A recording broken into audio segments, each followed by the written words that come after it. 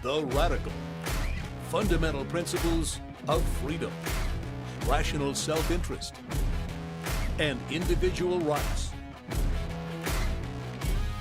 This is the Yaron Brook Show.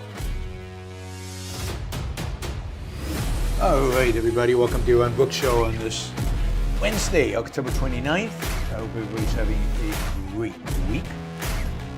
I am, as you can see, not home. Won't be home for a while still, but I am in Israel. This is my hotel room in Israel. So please join me in a quick prayer to the gods of the Wi-Fi to allow us to go through with this show with no technical Wi-Fi related issues. I think that prayer should help, and particularly if you guys join me. If I did it all alone, then I'm sure it won't. All right, let's see. We've got a bunch to talk about, quite a bit. Let me just give you a quick rundown on where I'm going to be and so on, and possibilities of shows. Tomorrow I'll be in Krakow. Speaking, it is open to the public, so if you're in Krakow or anywhere near Krakow, or you want to fly into Krakow to come to the talk, Morality of Capitalism, that is happening tomorrow. Information about that is on my website. Information of all these talks, the ones that are public, is on the website. So that is, hope we get a good turnout in Krakow, Poland. On Friday, yes. Probably no show tomorrow. I mean, if for some reason, I get to my hotel room really late at night and I'm fully energized around doing another show, I guess I'll try to do one, but unlikely. Then the day after that is Prague. Again, information is available on my website. That's a conference. I'm giving a talk to a bunch of mostly kind of libertarians on why freedom. Why should you care about freedom? Freedom is a means, not an end. So that'll be fun. And I'm doing a podcast. This is the Free Cities Conference. So I'm doing a podcast with them, and then we're going to dinner. So again, long day, long night, unlikely to do a show. Saturday I'm in Oslo. I'm already cold just thinking about it. I don't know how cold Oslo is going to be, but just the name Oslo, you kind of start shivering. I'm speaking there to it's a private event. It is a political party, youth. I think the youth branch of the political party, and we'll see. That is not. I mean, I don't know what the plan is for afterwards, dinner, all that stuff. We'll see. Maybe I can do a show on Saturday. Definitely try to do a show on Sunday. Sunday, I'm flying from Oslo to Vienna. I should have some free time, so I should definitely do a show on Sunday. Monday, I'm at the Hayek Society again. You can find information about the talk open to the public in Vienna on Monday. And then Tuesday, Porto. Wednesday, Thursday, Lisbon. Information on those events is on the website. Please, if you're Portugal, come to these events. They're going to be really cool. It's going to be a lot of fun. Come and support us at these events. So check out the website, yaronbrookshow.com. Just scroll down the page, and then there'll be all the events, at least all the public events, and you can attend. And then we'll talk about the various events after that in San Francisco and in Denver. We'll talk about those another time. All right, so let's start with the good news. I mean, good news. Wow, I was worried. About this election for Milei. I was, because of the regional elections, and I'm not an expert on Argentine, and I'm certainly not an expert on Argentinian politics. And the polls were mixed. They were showing Milei kind of neck and neck with the Peronists, maybe leading them a little bit, but neck and neck. 40% of the Argentinian population lives in Buenos Aires, and Buenos Aires is the province he lost during the regional elections, so that was a worry. The economy had slowed down or wasn't doing as well since that election, and confidence in the peso which then affects the election. Also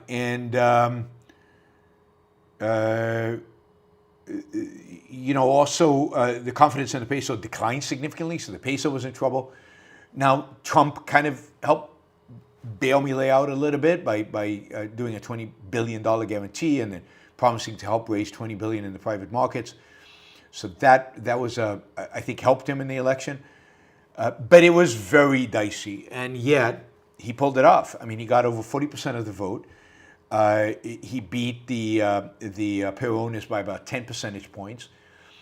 He has significantly bolstered his position in Parliament to the point where now if he vetoes a bill, they won't be able to override it. They could override it before. He still is a long way from a majority, let's be clear, so he's going to have to work with other political parties. There is a right-of-center political party, kind of a right-of-center, Marci, who was president, 8 years ago, leads a political party that is right-of-center, that is on many issues friendly to Milei, so he will have their backing, but he's going to have to form some kind of broader coalition to actually get a majority in Parliament, and he needs a majority. He needs a majority if he wants to do everything he wants to do, and there are a few things that he's going to need Parliament's help to do. He needs Argentina desperately needs tax reform. It's got a horrible tax system. It disincentivizes pretty much everything. It disincentivizes investment, disincentivizes exports, disincentivizes imports, disincentives work. Simplification and elimination of a lot of taxes, particularly on export imports, on capital. We'll see, but he's going to have to put together comprehensive tax reform in the new parliament, and he's going to need a majority to pass that. The Peronists will not support that, and they're still the largest single political party in parliament. It's just now that Milei and the conservatives, the center-right, are now bigger than the Peronists combined, but Milei's party is still smaller than the Peronists.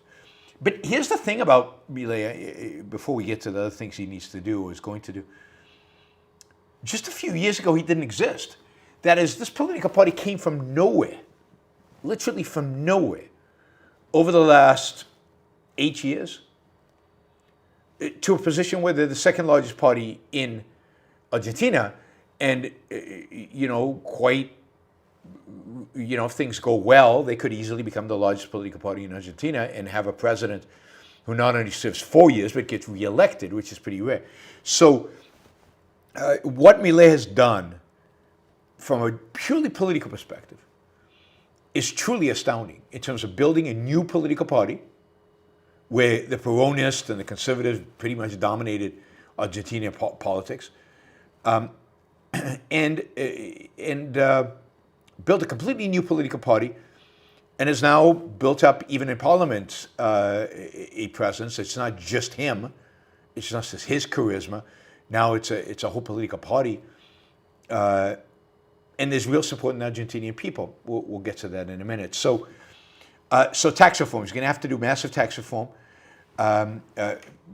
There's also he would like to do, and he needs to do, but this will be more difficult, is significant labor reform.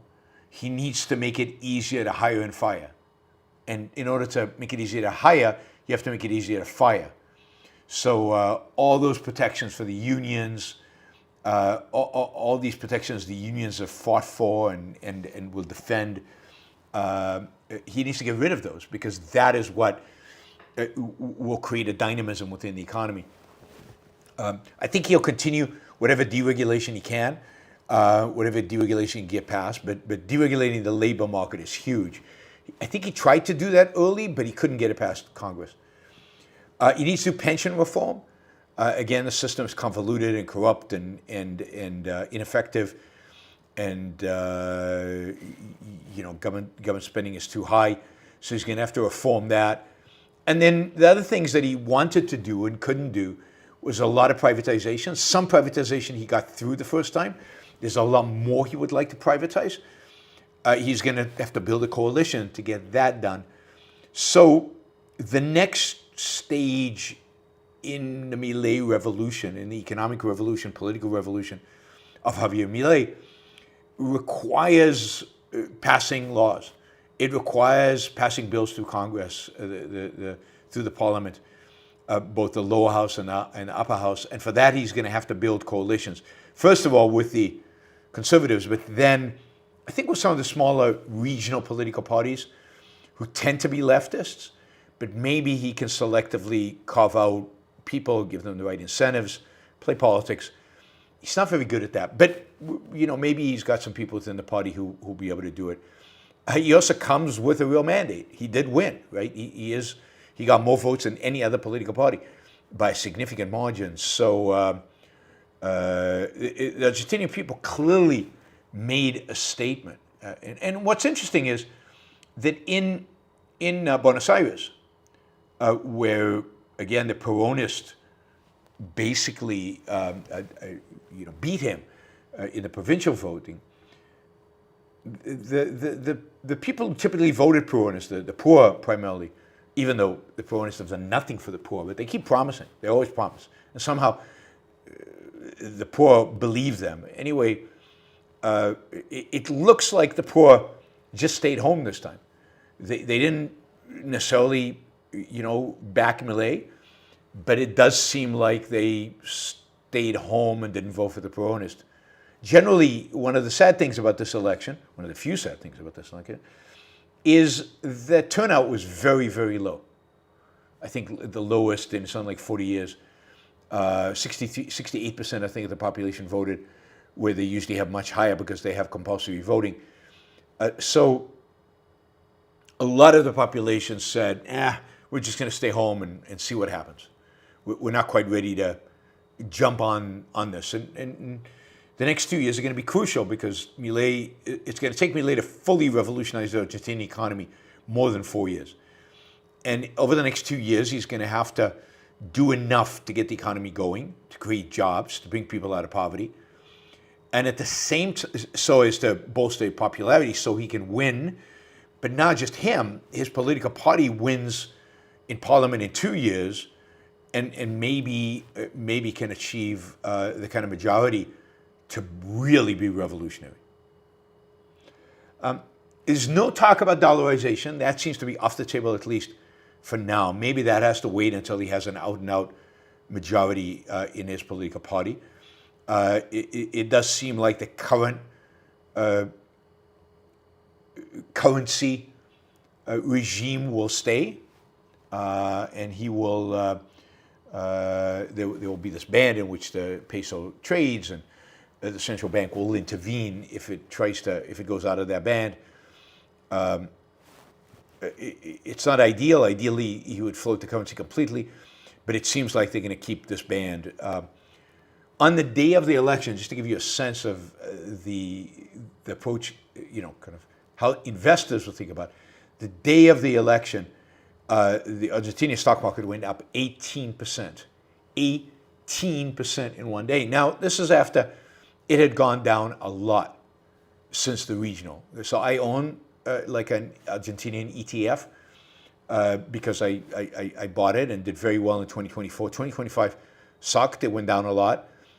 Basically, it made up all its losses in one day. And then my understanding is Tuesday was Monday, and then Tuesday it went up another 10, 12%. So total went up 30%, which is amazing for a stock market in 2 days. So I think it's at the highest level it's been in the last few years, and that is the kind of, I think, confidence the markets have. Now, they're still not confident in the currency. The peso went up on Monday, came down on Tuesday. So the peso is not particularly strong.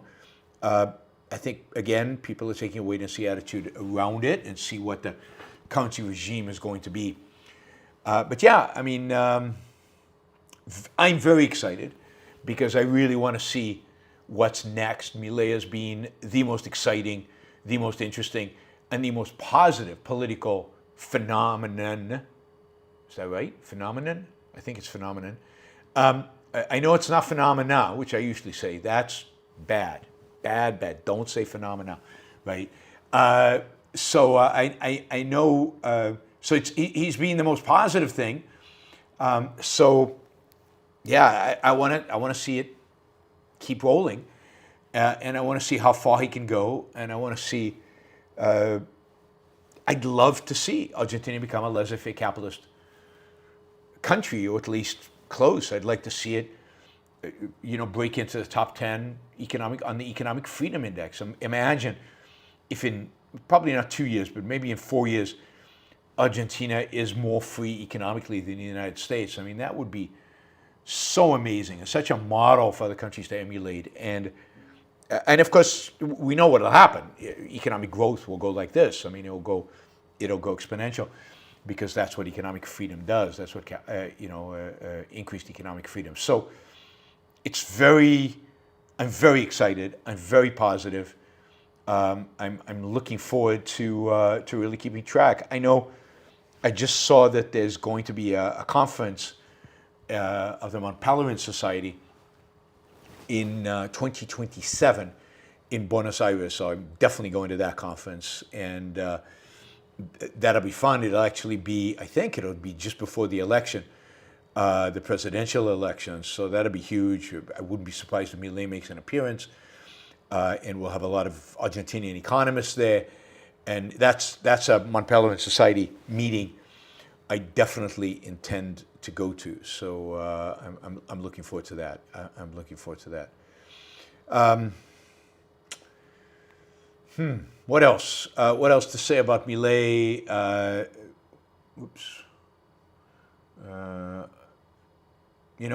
Again, it's not a slam dunk.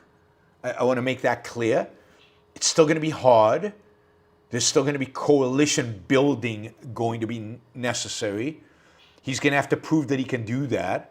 He's going to have to, I hate to say this, but he's going to have to compromise. He's going to have to, this is the standard, right? This is the standard in politics.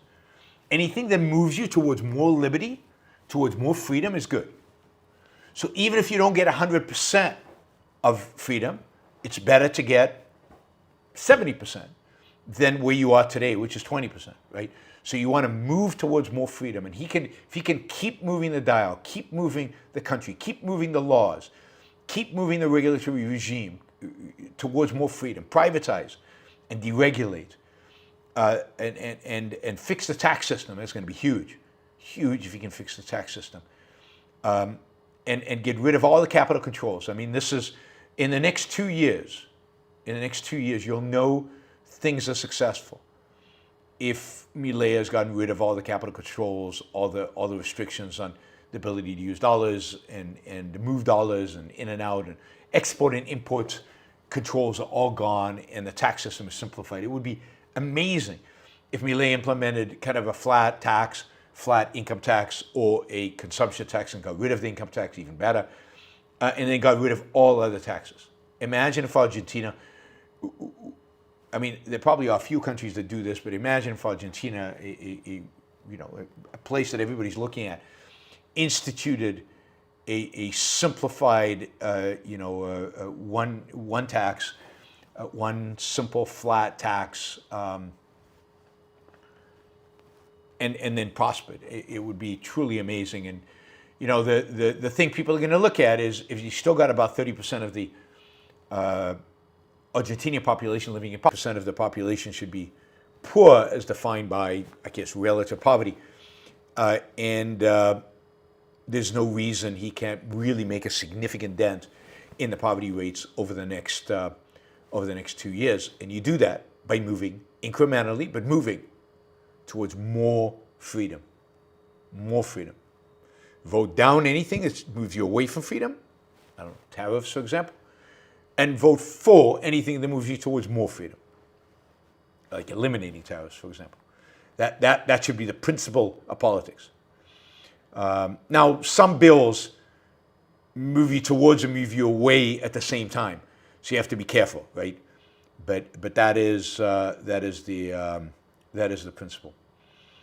All right. What Milei's done is truly astounding. He is a real political hero in a world where there are no political heroes. there really is nobody to admire and nobody to respect and nobody doing anything close. I haven't seen this video, but a lot of the people in the chat are saying that Nikos has recently put out a really good video on Milei. I'm not surprised. Nikos does really good videos. He's got a number of videos on a number of different topics that are really good. Go check them out. Subscribe to Nikos' channel. Subscribe to Substack. Subscribe to his Twitter account. You got to support these younger intellectuals. You've got to support the up-and-coming guys that are doing good work. Reward them by subscribing. All right. Yeah. So I think that we are moving towards a dramatic changes in Argentina over the next 2 years. And again, I think Milei is best politician on the planet right now. The only one that I know of systematically, thoroughly moving a statist economy towards greater freedom. And he's got to give him credit for that. Whatever vices he has, and I'm sure he has some, that is such a huge virtue that vices are forgiven. All right. Let's see. All right, I want to give you an update in Gaza. I'm in Israel right now, and God, I'm visiting my parents, and the news is on 24/7 in that house. So all you hear is the news. So I'm kind of being swamped with not only what's going on in Gaza, but also a kind of internal Israeli politics, which I won't burden you with. But I do think the Gaza stuff is interesting, and it just shows the various attitudes towards victory and towards what's entailed. Okay, so there's this ceasefire, right? And Hamas has promised to return all the hostages, and here all includes not only the live hostages, but also the dead ones. Hamas has discovered over the years that Israel values getting back the bodies of dead Israelis almost as much as getting back live Israelis. And in order to get the bodies back, they're willing to give up a lot. But Hamas, as part of the agreement, as part of this Trump peace deal, phase one, they were supposed to release all the live hostages and all the bodies. They have released all the live hostages, and they've released, less than half of the dead of the bodies. They're releasing them slowly. They're claiming they don't know where they are, but that's a lie. They probably don't know where about maybe 8 bodies are, but the rest they know where they are. Right now, they still have 13 bodies. There's all this drama playing out as they release the bodies, and Israel identifies them, and sometimes Hamas sends over a body of somebody unrelated, some Palestinian probably. Israel takes these bodies and does DNA tests on them and then releases their identities. But, and often again, the bodies that are released are not the bodies of Israelis that were held in captivity in Gaza. So there's a lot of suspense every time the Hamas hands over bodies to the Red Cross. They're brought into Israel, then they're identified, and then the families discover whether the body's there or not. Well, the day before yesterday, Hamas supposedly released a body.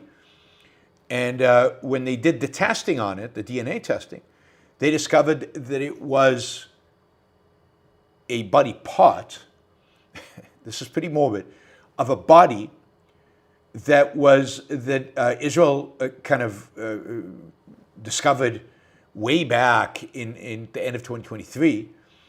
And this was a body part and since then Hamas has given another body part. That is, this body's been completely broken, and Hamas is releasing it in pieces. Now, the Jewish religion says you have to open the grave, rebury every piece. I mean, put aside the absurdities of all that, and the fact that it's a whole religious thing. Why you would compromise or do anything for the sake of bodies, I don't know. Their bodies, they're dead. Their value is minimal. The families don't feel that way. Anyway, this was viewed as a significant breach, and then it was discovered, and here's the funny thing, right? Funny, disgusting thing, is it was discovered that Hamas had taken this body part, which they were holding somewhere, probably in a refrigerator somewhere.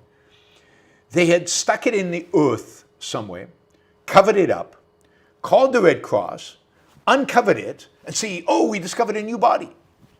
And Israel has all of this on video.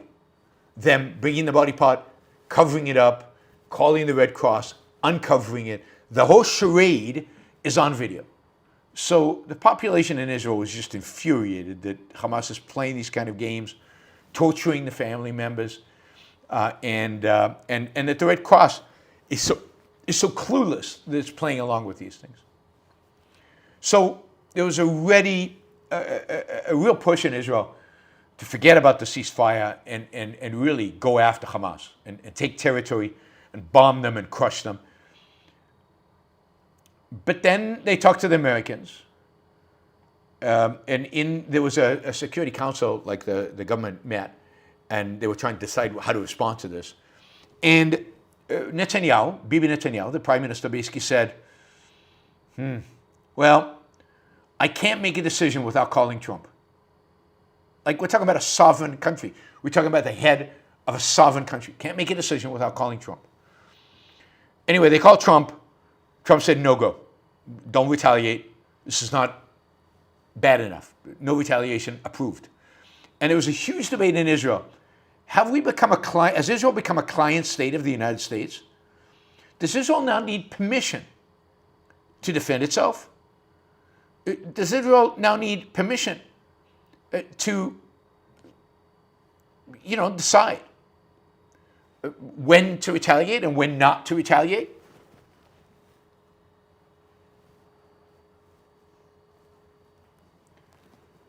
And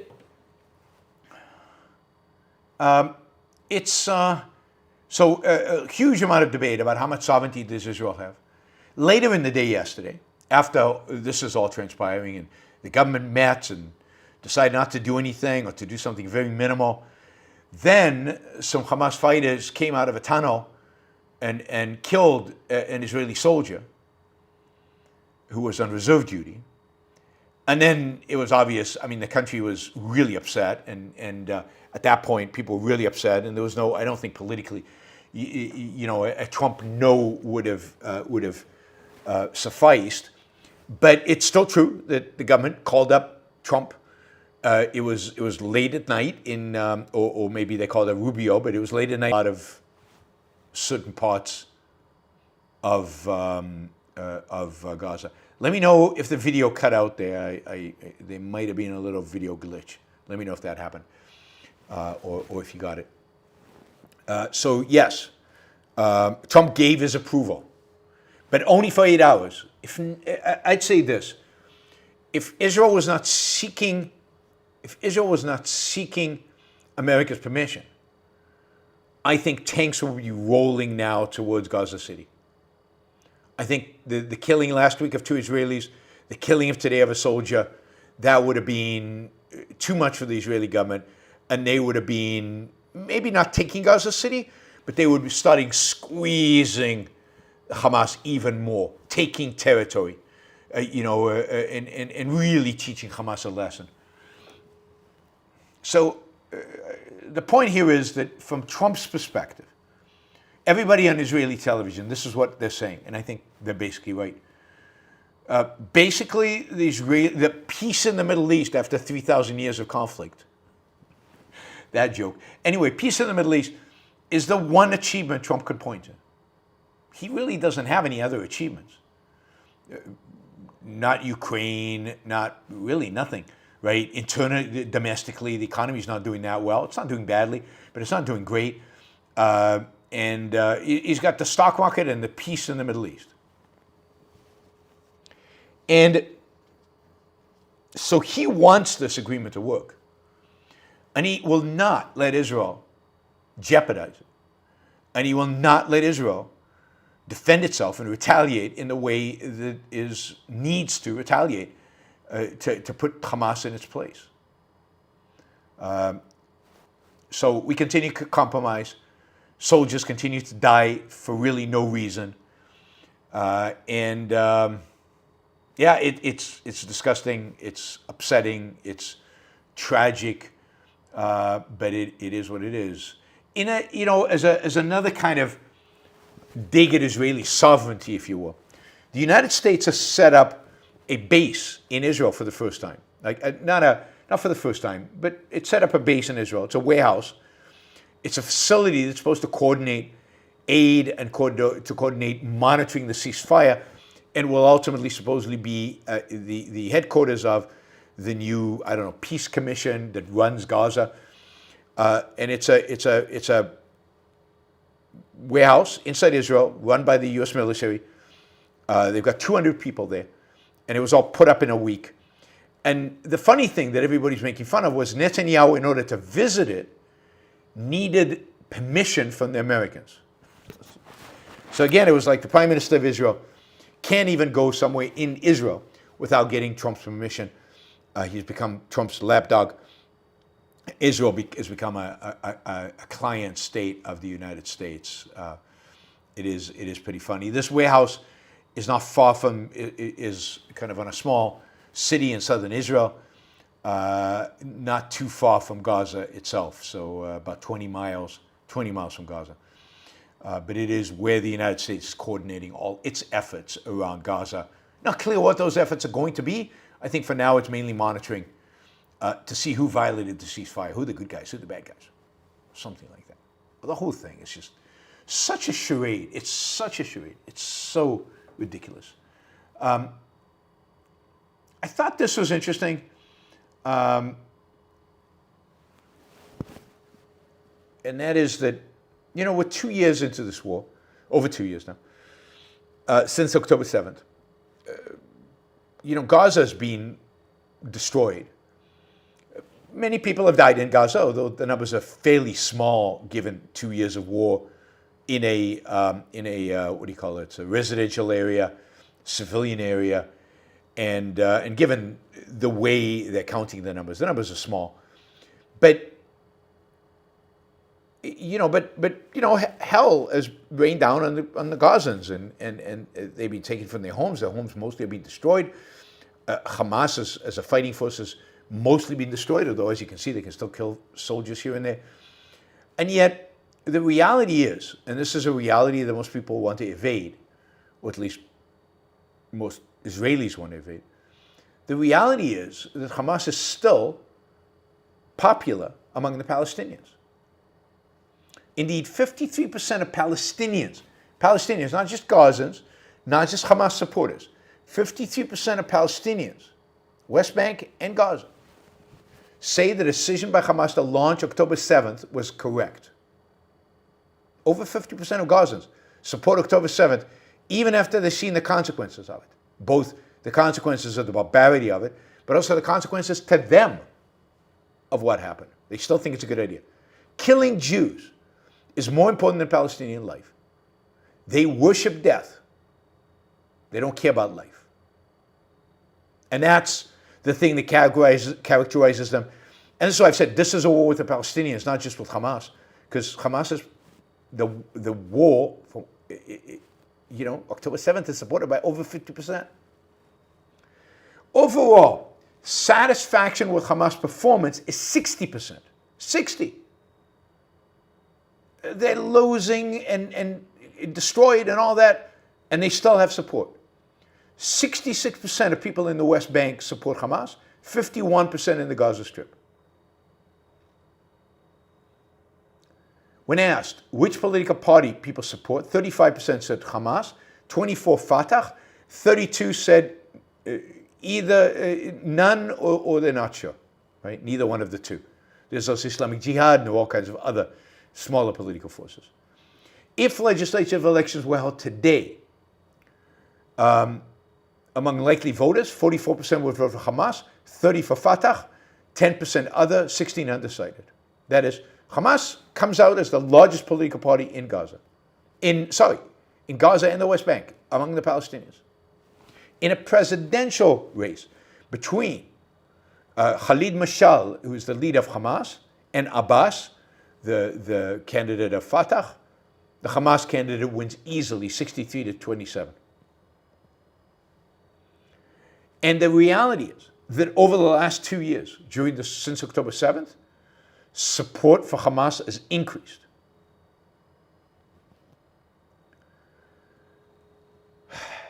Rather than decreased.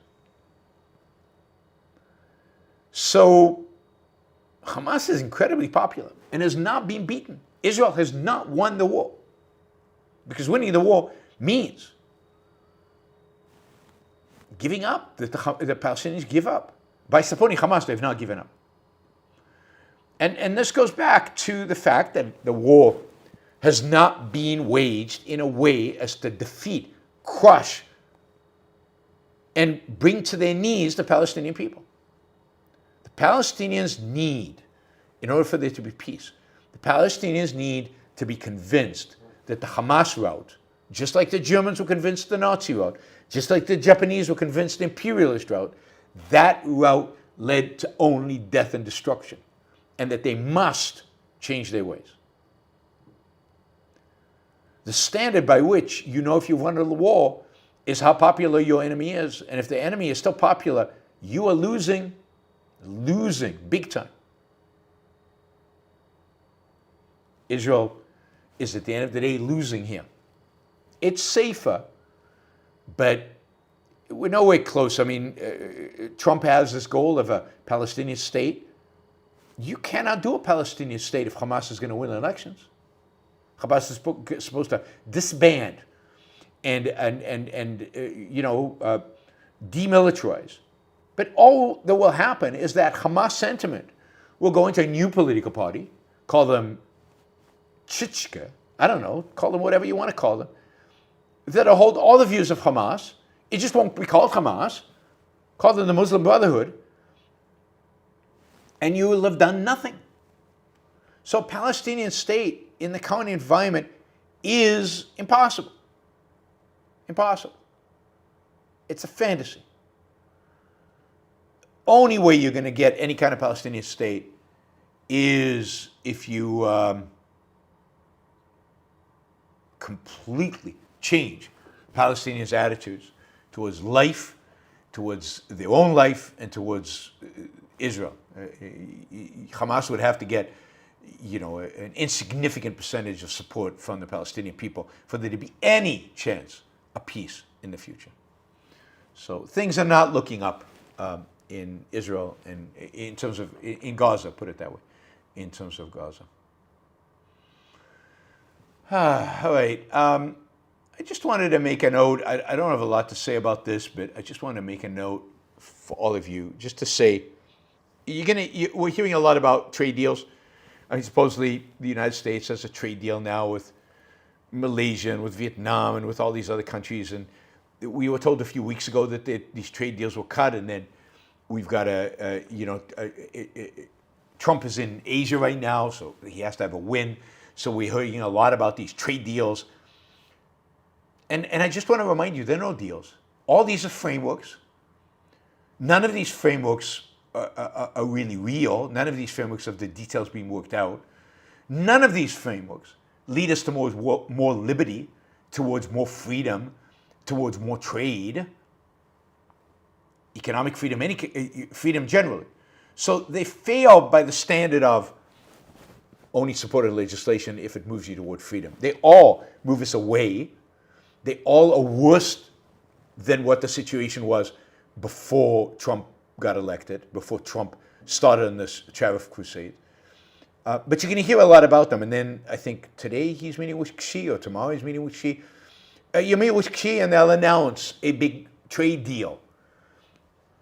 There will be no trade deal. It's a framework again. They have not worked out all the details. And it's not going to be that great. It's not going to be that great. And if you compare it to, again, the status quo before Trump started on all this, you'll discover that the status quo before he got started was better. That is, Trump has negotiated us into worse deals, has negotiated us into a worse state of affairs with regard to trade. So I just wanted to warn you of that, remind you of that, because I see a lot of reports. Oh, he stuck the deal, and I know I was on Dave Rubin, and you can find the Dave Rubin show. I think it's on his YouTube channel. Does he have a YouTube channel? Vratislav. What happened here? Why does this not work?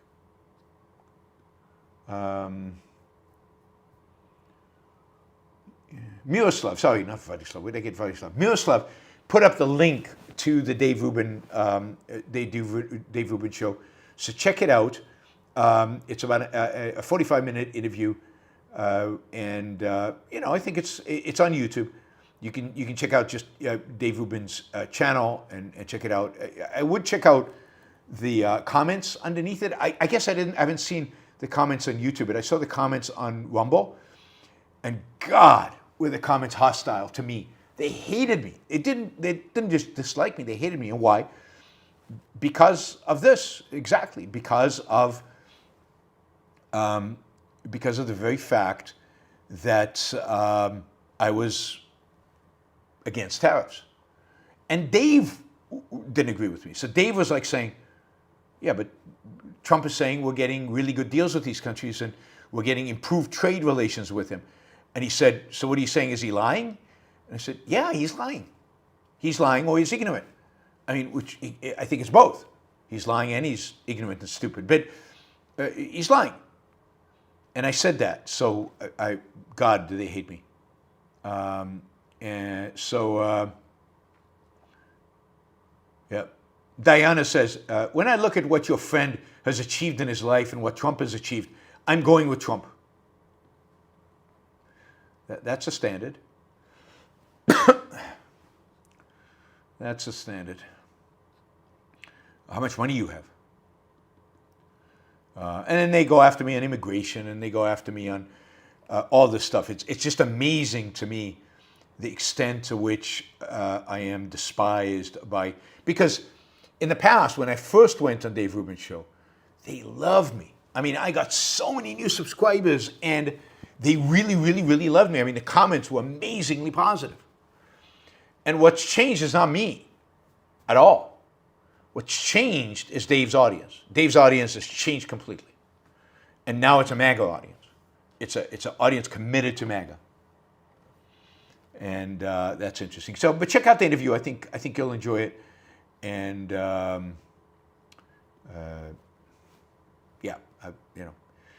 you'll see a slice of the world if you check out the comments. All right, what did I did get I think I've gotten a small bump from that. Yeah, definitely got a small bump. So I'd say, about 20 subscribers, I think, from Dave Rubin Show. So there's definitely a little bump up. It's not the days where I got hundreds of new subscribers from the Dave Rubin Show. Hundreds, literally hundreds.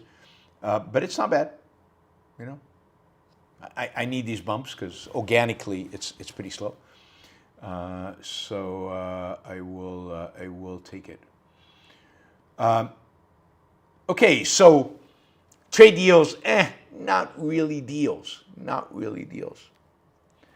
And then I also want to say just a little bit about what's going on with the U.S. military. And first of all, there's only an intensification of the military and the concentration of the military in the Caribbean Sea. There's now, I think, the aircraft carrier Ford is heading towards the southern Caribbean and close to Venezuela. So when you get an aircraft carrier, you're getting serious. So it's leaving, I think, the Mediterranean and heading towards the Caribbean. Maybe they're any day now. And then they continue to just bomb boats. I mean, this is one of the things I just don't get. I'm curious from the Trump lovers out there what you think. How is it legit for the U.S. government to just bomb boats because they think those boats are carrying drugs without any need for proof? I mean, this is not a war. There's no war, and you know, cartels are not terrorists. And well, cartels are bad and they're horrible, and there might be circumstances in which you want to blow them out of, attack them if they're trying to commit acts of violence against Americans, but they're not. You're not fighting them in America. You're fighting them in the Caribbean Sea in boats that can't reach America. Those boats cannot reach America from where they're being launched. They'd have to stop to refuel 20 times. And you're just bombing them.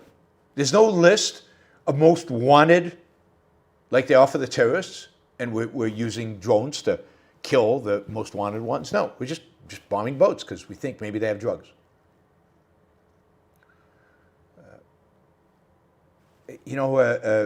Drugs are not an enemy that kills. Drugs don't kill. Sorry, drugs don't kill. Any more than, people are really upset, particularly conservatives, by the idea that guns kill. And they go, guns don't kill, people kill. And there's truth to that. Guns don't kill. People kill. Drugs don't kill. Drugs don't kill. People kill. People commit suicide. People choose to take drugs. They choose to take drugs. And some of those drugs are laced with fentanyl. Everybody knows that. They choose to take the risk. Drugs don't kill. The cartels don't kill. I mean, they kill over wars related to drugs, to the drug trade, to gangster wars. But they're not killing that many Americans. Most of that killing is going on in Mexico and in other Latin American countries. Some die in America, and the cartel should be stopped from doing that. But drugs don't kill. And drugs are not a violation of individual rights. And it's not the job of government to blow people up out of their boats. I mean, it's just shocking to me that nobody seems to care, really. I mean, there's almost nobody. The United States government is basically ordering its military to, blow up boats. I mean, good for the general who was in charge of the Southern Command, who basically said, he resigned a few weeks ago. This isn't what I signed up for. I signed to defend the lives and property of America and to defend its interests. This isn't it. This is just some macho BS of flexing muscles and showing the world how brutal we are, how savage we are, how you can support this as an objectivist, I don't understand. Again, drugs should be legal in an objectivist world. This is not a policy that moves us towards more freedom. It moves us away from freedom. Are there a lot of trolls today in the chat? I don't see that. That's interesting. Yeah, I haven't followed the chat closely, so I haven't noticed them. But good, it's good that I'm ignoring the chat. I think a lot of people who listen to the show after the fact are very happy by that. The military is being used there. And look, there's a precursor here. If Americans start thinking and agreeing that, it's okay to blow up boats because they're foreigners, and they might be cartel members. We're not sure if they're cartel members. But, somebody said on the chat the other day, people outside America don't have rights. Well, yeah, foreigners don't have rights. That's a very bizarre notion of rights.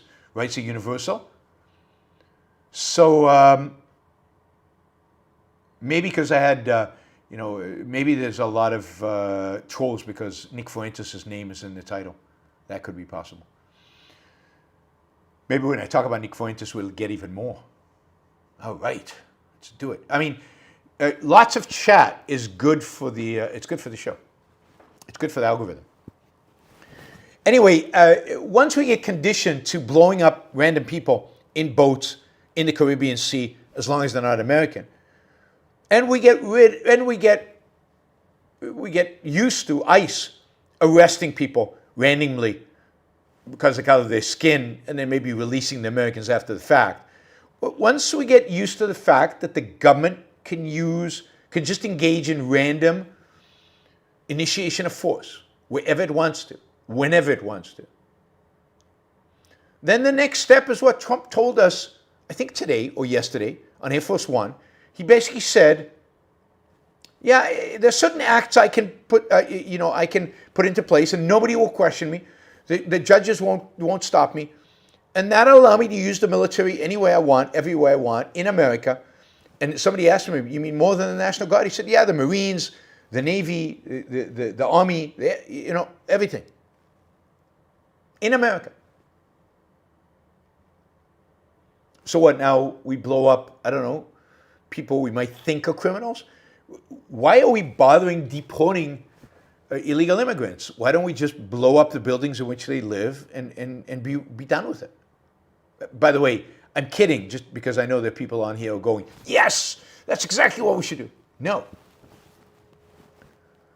I mean, talk about, violating rights, this idea of just deploying the U.S. military in the U.S. with no guardrails, no limitations, deploying the U.S. military to kill, deploying the entire U.S. military beyond the National Guard, and Trump believing that he has the full authority and nobody can stop him from doing it. I mean, it's true that we do not have a Congress anymore, that the Congress is completely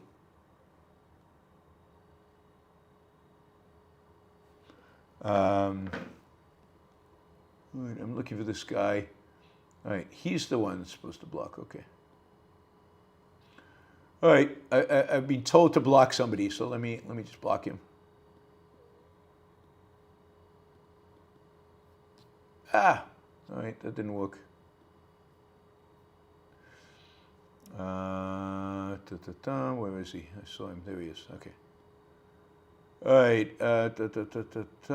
Hide user on this channel.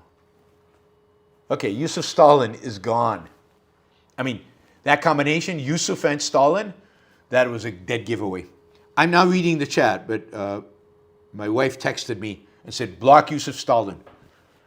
And I do what my wife tells me generally in life, so that's good. Yeah. Yusuf Stalin gave me $100? No, Yusuf Stalin didn't give me $100. Rahazam gave me $100, not Yusuf Stalin. All right. What else do I want to say about that? Military use. I mean, again, nobody's challenging, nobody questioning. It really is just unbelievable. And we'll get to why in a minute, because we'll talk about Fuentes. Just a word on Trump corruption. Just a note on this, right?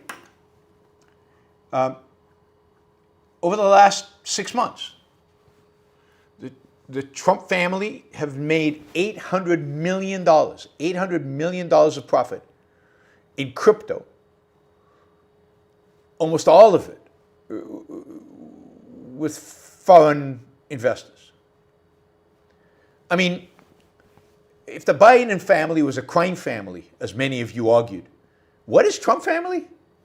I mean, it's like Dr. Evil from James Bond movies. I don't know, but it's like so much more. Like, remember when you made a big deal out of Hunter Biden's board membership? I mean, what the Trump family is doing, the amount of money they're getting from Qatar and Saudi Arabia and Pakistan, all these places, it's just so unbelievable. You saw the Indonesian president say, hey, have your sons call me. Have your sons call me. I mean, what's that about? If not, let's cut a deal. $800 million, supposedly, if you add up everything, they made $3.2 billion since Inauguration Day.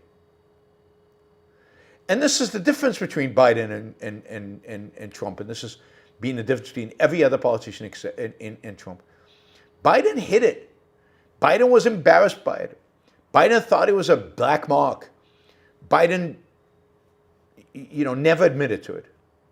Trump, on the other hand, celebrates it, is proud of it, is out there in the world letting everybody know about it. I mean, his corruption is completely out in the open. It's an open book. He'll tell you. And nobody cares. I mean, this is impeachable, easily impeachable. And there is no Congress. There's just no Congress. Congress is gone.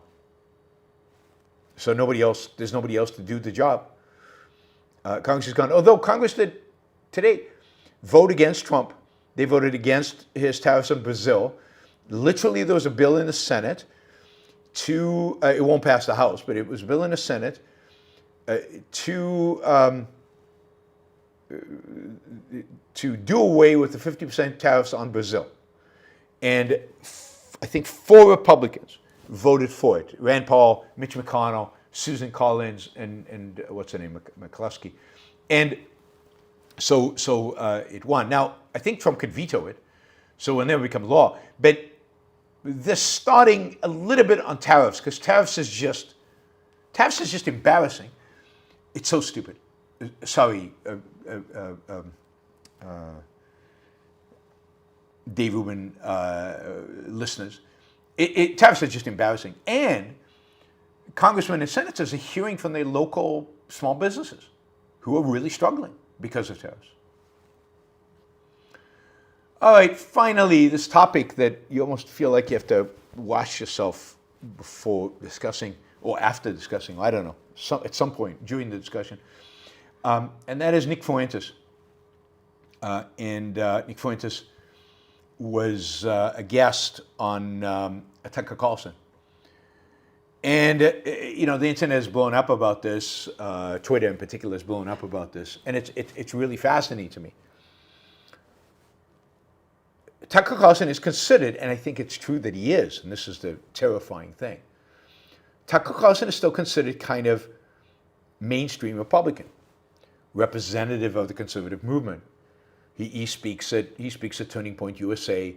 He's within the bounds of acceptability in the Republican Party. This is the same Tucker Carlson that, has guests on that question the evil of the Nazis, and he kind of nods along. This is the Tucker Carlson that thinks Putin is amazing, that Russian supermarkets are the best, and their subway station is the greatest in human history. This is the Tucker Carlson who's come to blame everything on the Jews. It's a Tucker Carlson who hates Israel and who said recently, maybe it was the interview with Nick Fuentes, that the people who hates most in the world, are Christian Zionists, Christians who love Israel. They are the worst in the world. He hates them.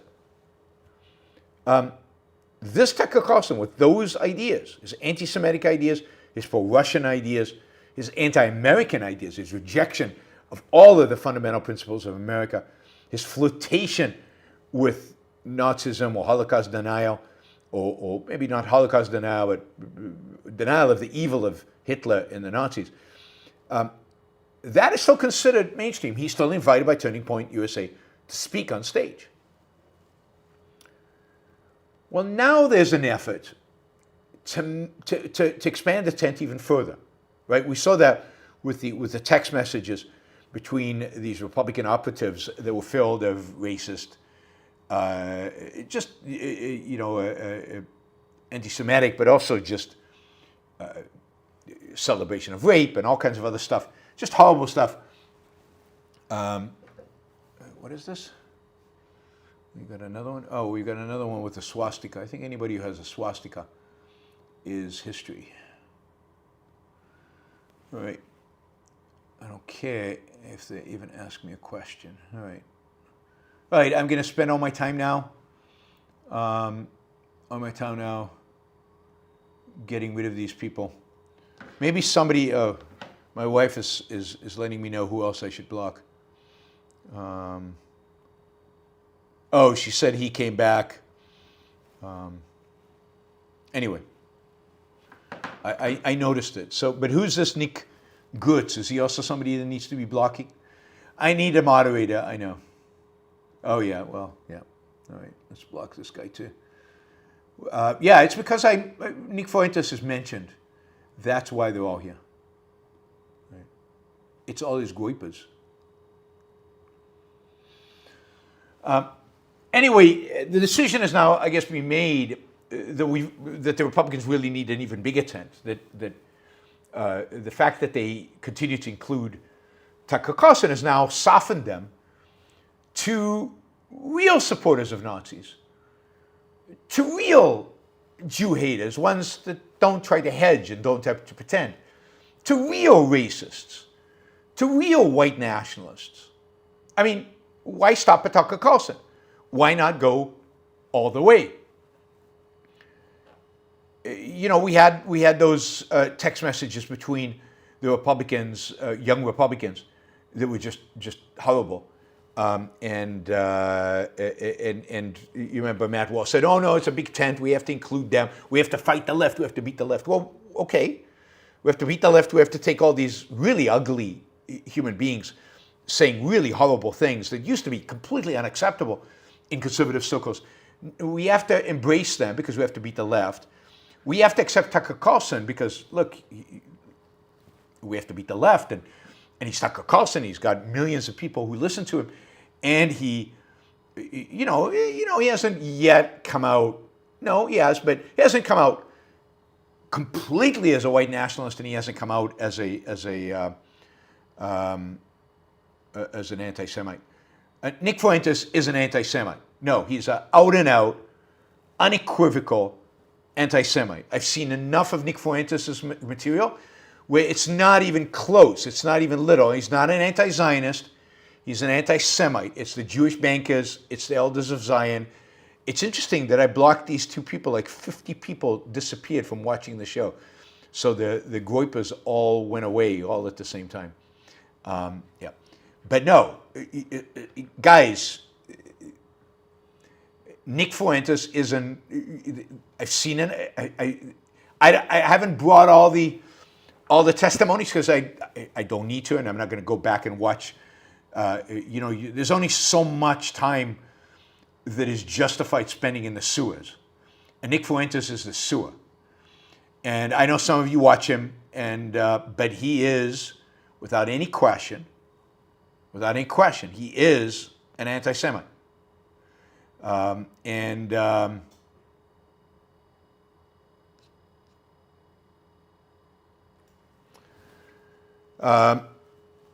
Dave Smith today came out, Dave Smith came out today. Where was this Dave Smith? Dave Smith says, the Tucker Fuentes episode was great.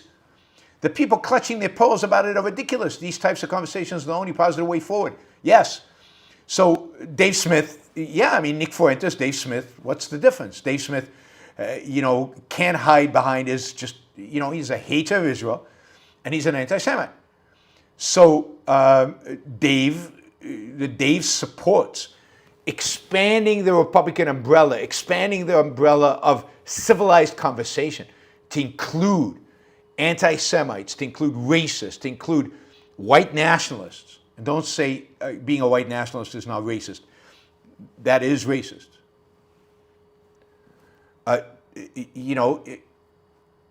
And liking Dave Smith is not a virtue, it's a vice. It doesn't matter. There've always been anti-Semitic Jews. We've seen.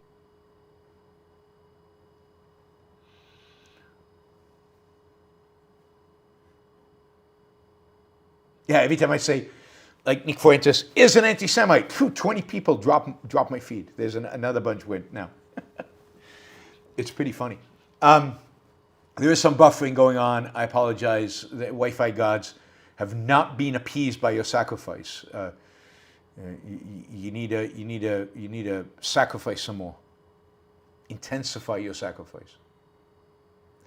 Intensify your prayers. Now 20 people join. I've never seen YouTube as volatile as it is right now in terms of the number of viewers. It's kind of funny. Anyway, I think the decision is made to bring Fuentes into the tent. And Tucker Carlson is the way in. And he did a 2-hour interview with Nick Fuentes where, softball after softball after softball. It's interesting, he didn't ask Nick Fuentes how many people lived in Iran, what the population of Iran is. You remember, he asked that of Ted Cruz, who he considers a devil now. Ted Cruz is like eviler than communists.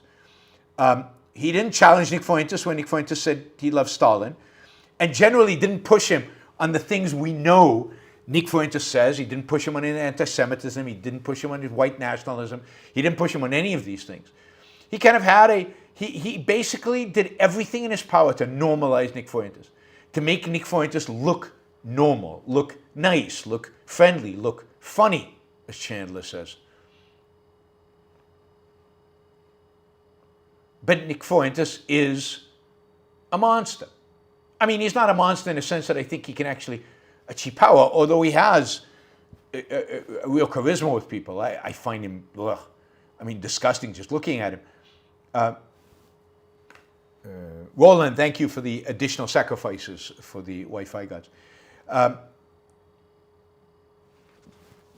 He looks slimy and disgusting, but he has an appeal. He has an appeal. I'm sure in some sick way he is funny. I'm sure that he finds ways to present. But the main thing that he appeals to is he says things that nobody else will say. People are attracted to kind of the fringe, particularly on the side of evil, the bad boy, the guy who will say the stuff nobody else says. It will say the stuff a lot of people are thinking deep down, or is willing to say stuff that causes people to think about because they're so ignorant. They don't know what Hitler actually did. They don't know anything about World War II. They don't know anything about Stalin or any of these things. So why not? Yeah. I don't take...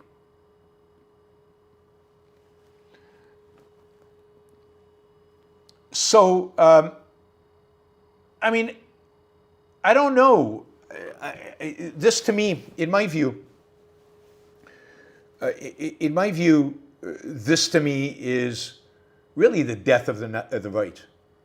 And I don't see how the right recovers from this. I really don't see how the right recovers from this. If you add the number of people who watch Candace, the number of people who watch Tucker, and now if you include in that, Groypers were always, okay, they're over there. They don't count. But when you include now the Groypers, 1 million people watch Nick Fuentes, the right is finished.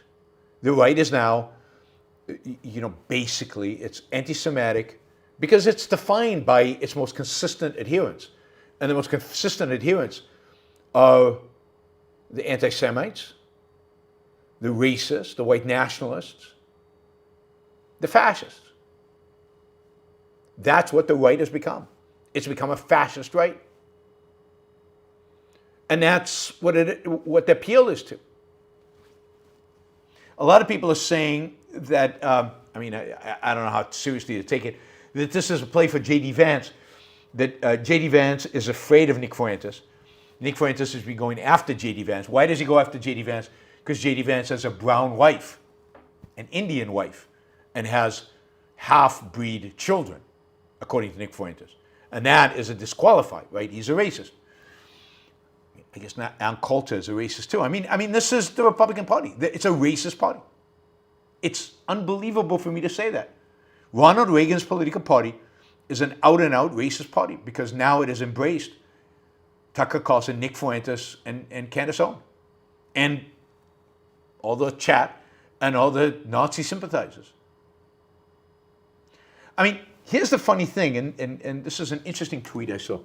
So Dinesh D'Souza debated Nick Fuentes a while back. Not sure exactly when, but he debated Nick Fuentes.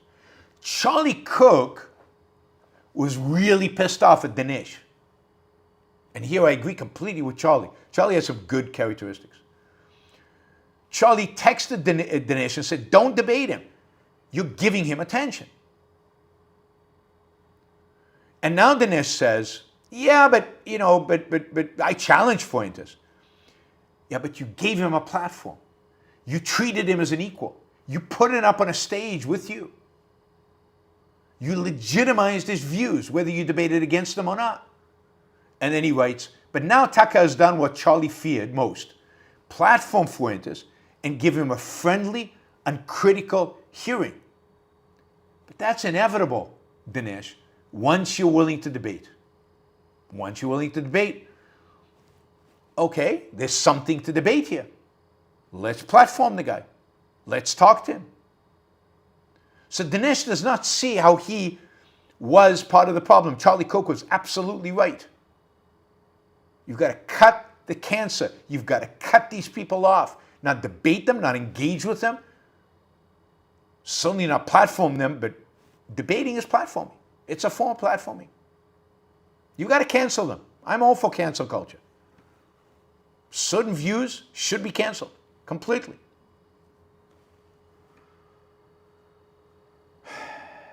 I mean, the fact is that now Fuentes will get much bigger after the Carlson, and a lot of people will be seduced by his relative moderation on Tucker Carlson to go listen to him and will be radicalized because he has that impact on people.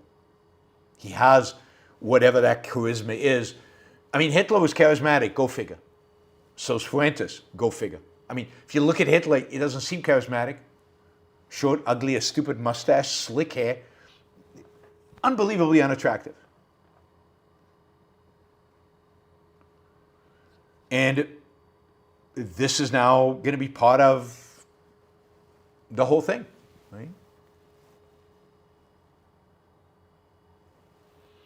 I mean, literally, Tucker Carlson went to this whole thing about how he hates Christian Zionists more than anyone on earth, calling Christian Zionists a dangerous heresy within Christianity.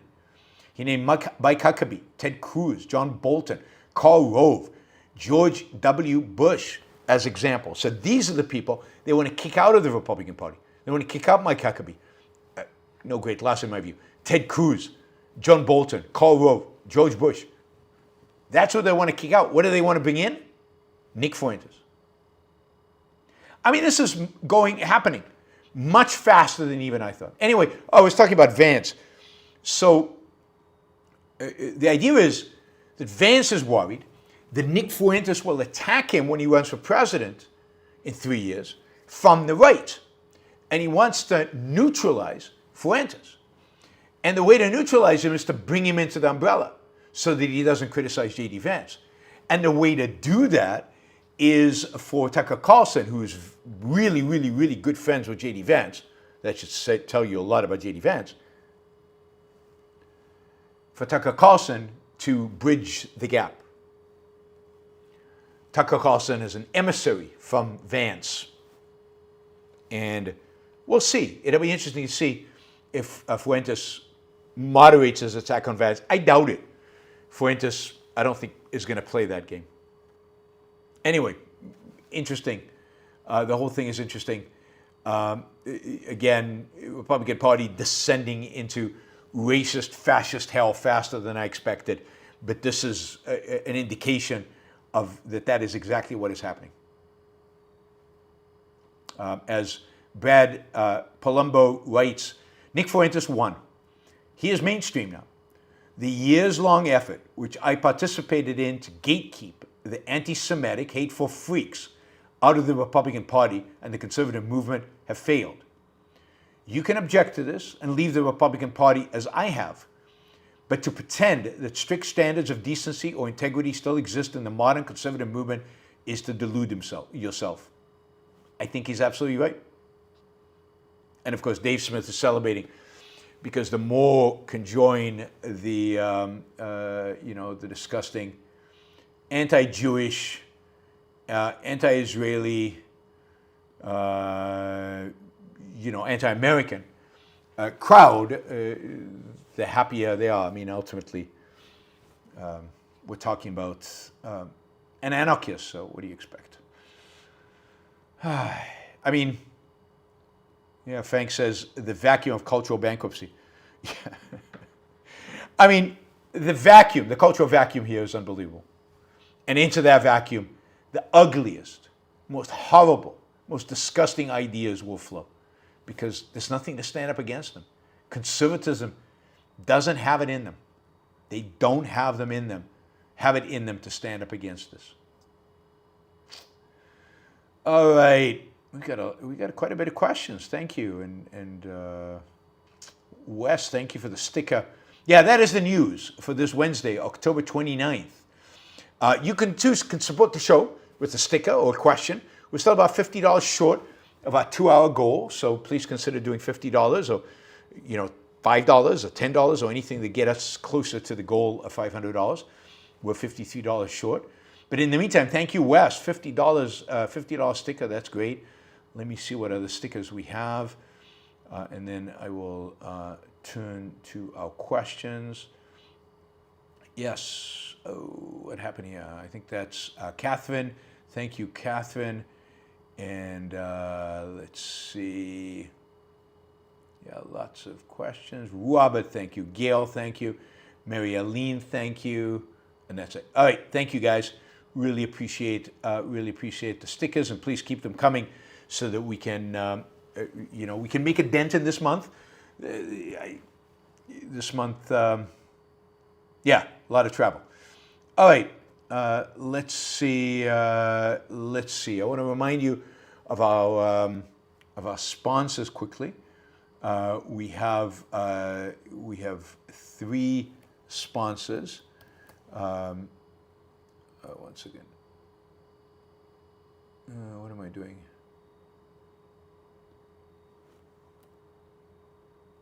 Oh, there it is.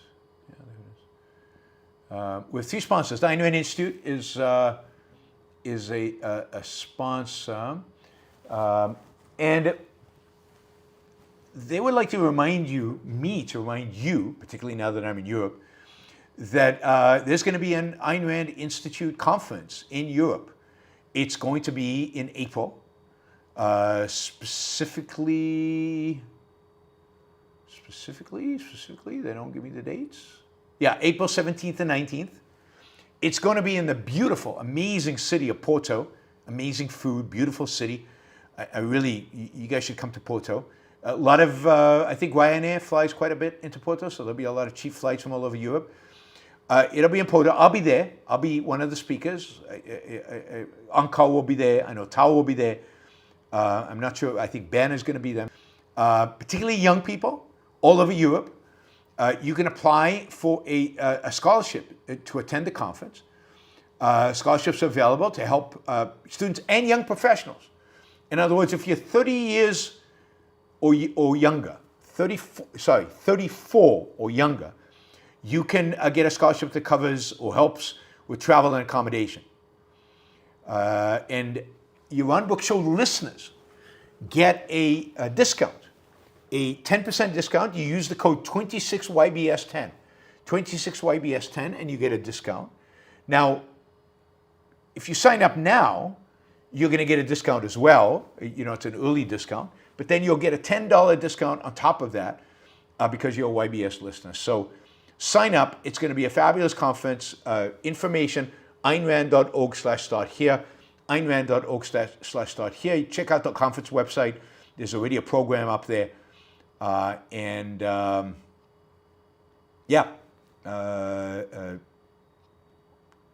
Sign up for it. Take advantage of the discount. All right, we're also sponsored by, hopefully Lucinda's coming. Lucinda, are you going to come to Porto? Lucinda, you should come to Porto. All of you guys in Europe should come to Porto. We should have a Yaron Brook Show gathering at the conference in Porto. We'll have like dinner on Saturday or something. Also sponsored by Alex Epstein. Alex Epstein is the world authority on climate change and on energy and a lot of topics related to that. And you guys should all follow him on Substack, alexepstein.substack.com. You'll know so much more about all of that, all of those issues, if you read Alex on a regular basis. And then finally, Hendershot Wealth, Hendershot 2Ts, hendershotwealth.com/YBS.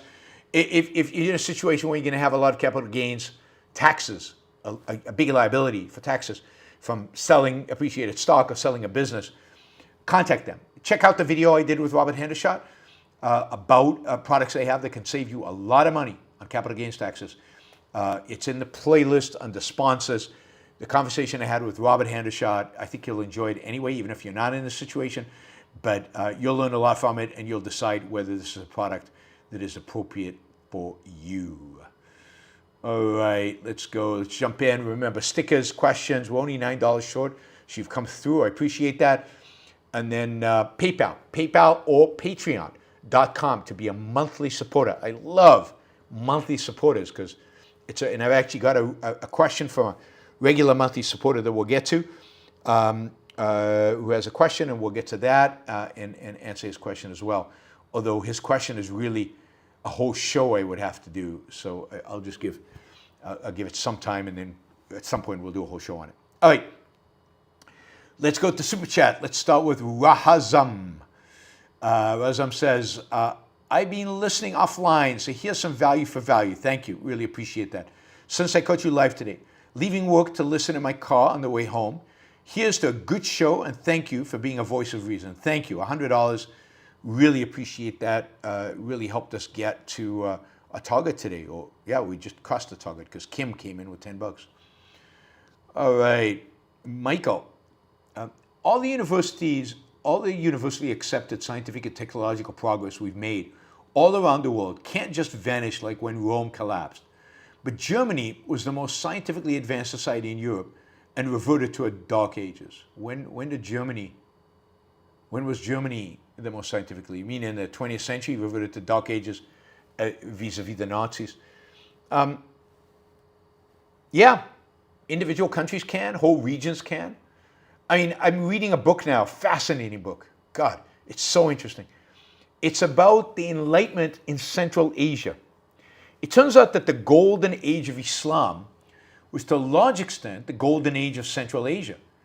It was not an Arab golden age as much. I mean, there was elements of Arab, and certainly in Spain there was a golden age. But the primary golden age from about 800 to about 1100, most of the achievement philosophically and scientifically and from medicine, most of those achievements were done in Central Asia, which I did not know. Eastern Persia, Bukhara, Uzbekistan, Pakistan, Afghanistan. Afghanistan was a thriving, advanced civilization. Blew my mind, right? Turkmenistan, all the way to the Chinese border. That whole region was unbelievably flourishing and booming and excited with intellectuals doing work and thriving economically. And I haven't reached yet the part of the fall, but we know what that region is like today. That region today has nothing. I mean, nothing. Afghanistan, Taliban, even Iran, Uzbekistan. Have you heard of any achievements coming out of Kazakhstan? Or any part of that world? Nothing. Zero. Zilch. They've been in the dark ages since the 1200s. They collapsed in such a major way. It's a bigger dark ages and more extreme because of what is going on in the rest of the world than anything that happened in Europe. And by the way, the golden age, this enlightenment that happened there, was all really a consequence of Aristotle and them taking his teaching seriously. And the evisceration of that is a combination of military and political weakness, barbarians, primarily the Turks, and Islam. Islam ultimately asserting itself over Aristotle, just like the Christians, just like the Christian right would like to have us have assert over the Enlightenment values that we still have in the world. So that is the longest dark ages I know. I mean, you can include Iraq and Baghdad, Damascus, but God, I mean, the way the Central Asian cities are described, and many of these cities I've never heard of. I've never heard of these cities. And they were the biggest, richest cities in the world at the time. Have you ever heard of a city called Merv? Merv, M-E-R-V, I think. Just unbelievably wealthy. And intellectually, culturally, thriving. And it all goes away. It's Al-Ghazali, but it's not only Al-Ghazali. Because there's a lot of politics that goes along with it. There's a lot of prep work that was done. It was already moving in that direction anyway. But anyway, that's a whole other... I could, when I finish the book, I might do a whole episode on it because I love history. Particularly, I love history of the rise and fall of civilizations, if you will. And this book for me is an unbelievable treat. Unbelievable treat. So thank you, Michael. So yes, civilization, even very advanced civilizations, can be wiped out. Usually there's an external force, but ultimately it's self-inflicted. All right, Shazbot, also $50. Thank you guys. You guys are very generous today. This is from Naked Gun. Lieutenant Drebin, we present this award to you for 100 drug dealers killed. Drebin, to be perfectly honest, I backed over the last two with my car, but fortunately they turned out to be drug dealers. Fortunately, they turned out to be drug dealers. That is very apropos. It's prophetic even. That movie is prophetic. Who knew that The Naked Gun was a prophetic movie? Silly, yes. Funny, yes. Silly, but prophetic. Didn't expect that. Didn't see it coming. Didn't see it coming.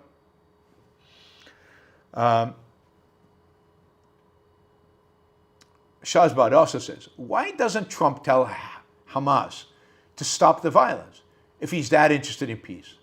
But he does all the time. He keeps saying. And not only that, he repeats the same thing. If they don't stop, we will wipe them out. We can do it very quickly, very easily. There's a deadline. I don't know what it is, but there's a deadline. And if they don't stop, we will wipe them out. So they should stop the violence.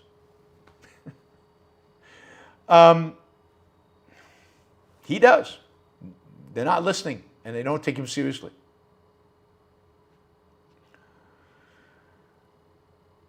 Ryan, hey Ryan, it's good to see you here.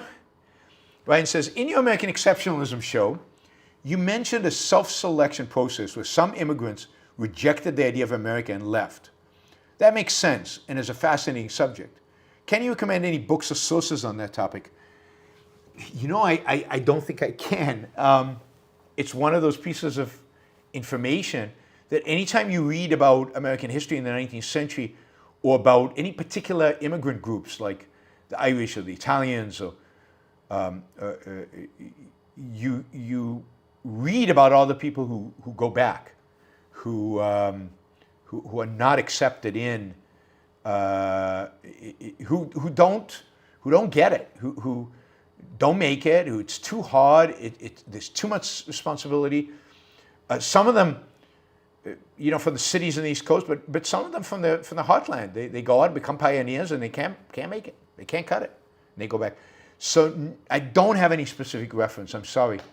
I'll check. I don't have any of my books here with me, but I'll check. But generally, I think books on immigration, of the history of immigration in the 19th century, or just American history books, usually talk about that. I've even seen statistics. It's a pretty large number that go back. I would ask ChatGPT. We could do it right now. We could ask ChatGPT how many, the percentage of immigrants that went back after immigrating to the United States. What percentage of immigrants in 19th century immigrants to America went back to native country? And ChatGPT is thinking about this, but it will get back to us in just here it is. There's no single definitive percentage of the 19th century immigration in the U.S. who returned to their home origin. for particular groups, the return rate varied widely. I've read that. For example, among immigrants from Italy to the United States between 1899 and 1924, approximately 46% returned home. This is according to Wikipedia, and there's probably a source at Wikipedia that, Ryan, you could go to. In a breakdown by ethnicity, for 1899 to 1924, some groups show return rates of 14 to 24%, while others, Italy, Hungary, Greece, Romania, show much higher return rates, from 54 to 66%. So a reasonable estimate on the order of 30 to 50% of immigrants during the late 19th century and 20th century returned home, depending on their origin. That seems high to me. It doesn't seem like they're taking into account maybe Russian and Eastern European immigrants, I think, returned home at a lower rate. I think Italy and Greece, Romania, Hungary, those were high rates, but I think Eastern Europe were lower rates, so Hungary's east. So anyway, I mean that's an interesting topic, but unfortunately, Ryan, I don't have the answer. But yeah, certainly a phenomenon, not phenomena. I'm not supposed to say phenomena. It's just wrong to say phenomena. Micah, have you chatted with Grok or ChatGPT about Ayn Rand or Objectivism? It would be interesting to hear your take on this grasp of the philosophy. No, I haven't. I mean, superficially, I've asked them questions, and the answers are pretty good. The problem is that what you get from my experience with these kind of questions is that you get 90% right and about 10% wrong. But this 10% wrong undermines the 90% that's right, particularly if it's presented as a definitive statement about objectivism. I wonder if Grok and ChatGPT have access to OPA, Leonard Peikoff's Objectivism, Philosophy of Ayn Rand. That would make, if we could get it access to OPA, I think it would have a much better grasp of objectivism. I mean, it doesn't have a grasp of objectivism. It would be able to regurgitate objectivism much better if it had OPA as a resource. It has a lot of Ayn Rand's essays, which is good. But I haven't really done a study of it so I could really comment in detail. Lyron, Texas has numerous propositions on the ballot to exempt certain groups, veterans, elderly, from various taxes. Seems better to vote against these since they just reinforce pressure group politics thoughts.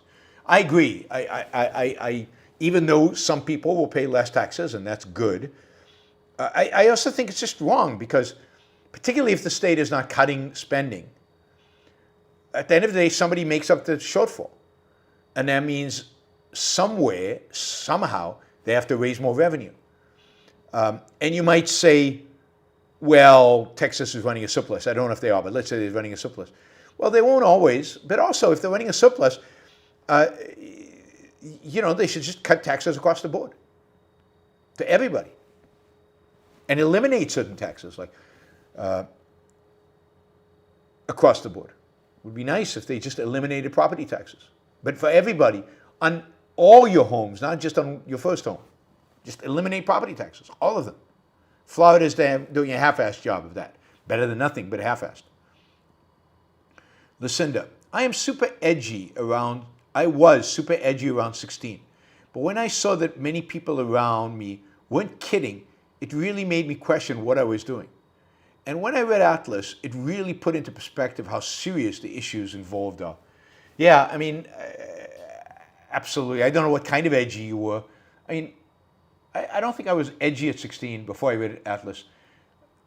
But I was a socialist. I was definitely thinking about issues, but I don't know what edgy was in those days.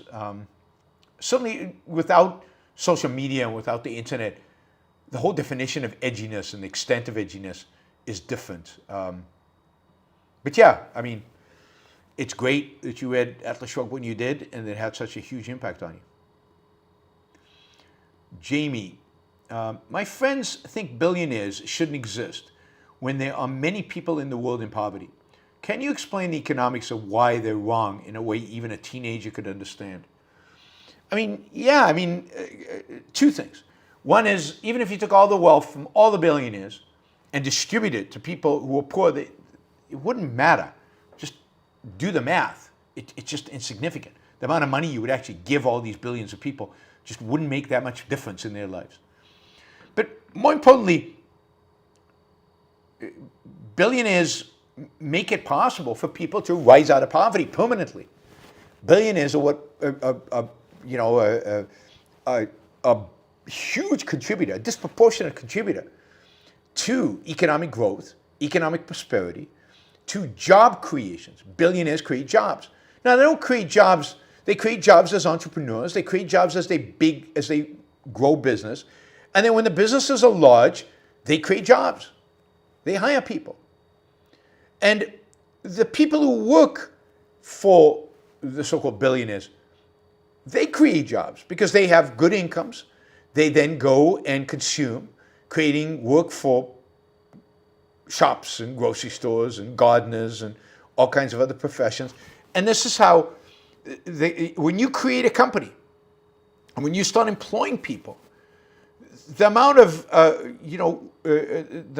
wealth that you're creating broadly, and the amount of your ability to trade with people, and the value creation that the poor have now access to, the only way to get out of poverty is more billionaires.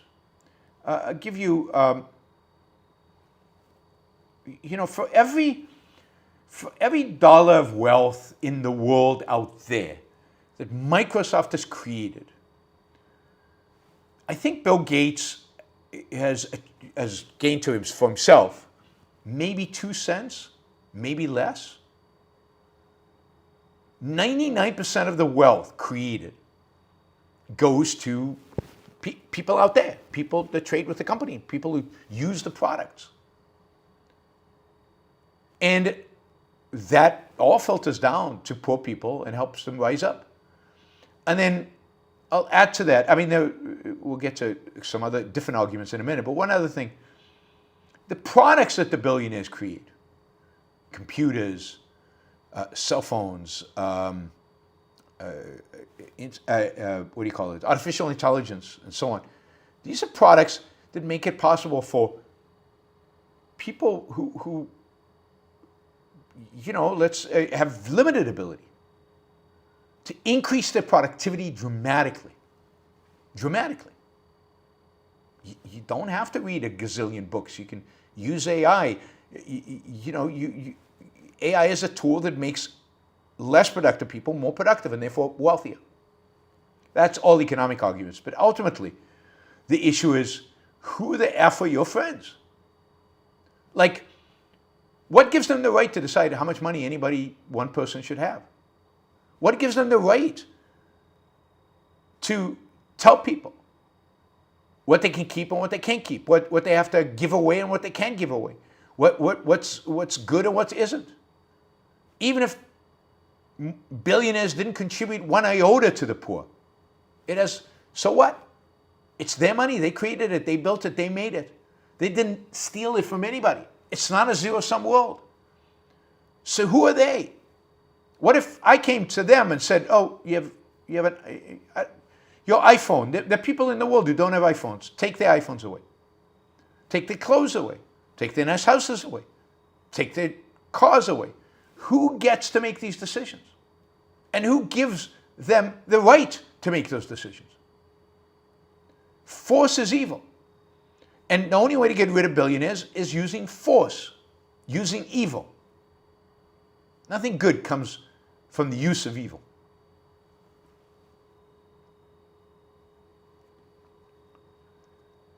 All right. All right, let's see. We have this question from somebody who never listens to the show live, but send me a donation through PayPal. My question is regarding advice on how to get your kids into Objectivism. I have 2 teenage kids, a 17-year-old and a 15-year-old daughter, 17-year-old son.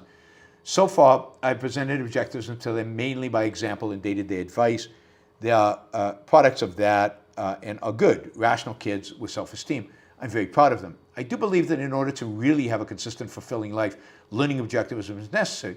I'm sure I wouldn't be nearly as happy and fulfilled if it weren't for my systematic approach to learning objectivism. So far, I haven't been able to encourage them to start learning more by themselves.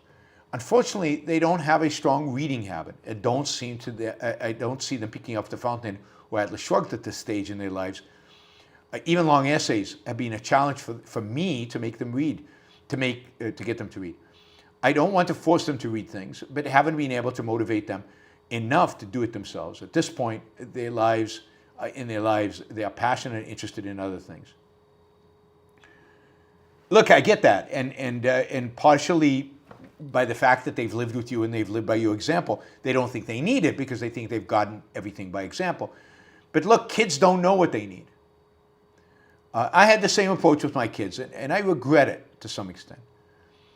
I regret not being more involved in their philosophical thinking, or lack of it, in their early teens, mid-teen years.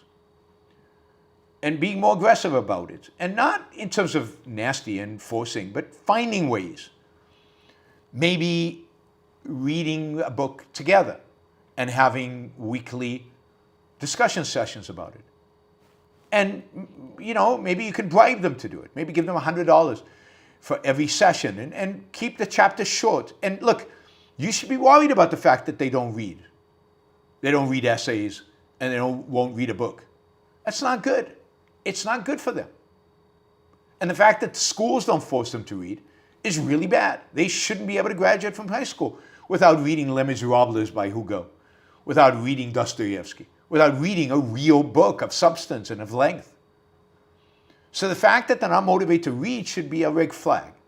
So you should find ways to encourage, motivate, inspire, force them to read. They want certain perks. They still live under your house, certainly the 15-year-old.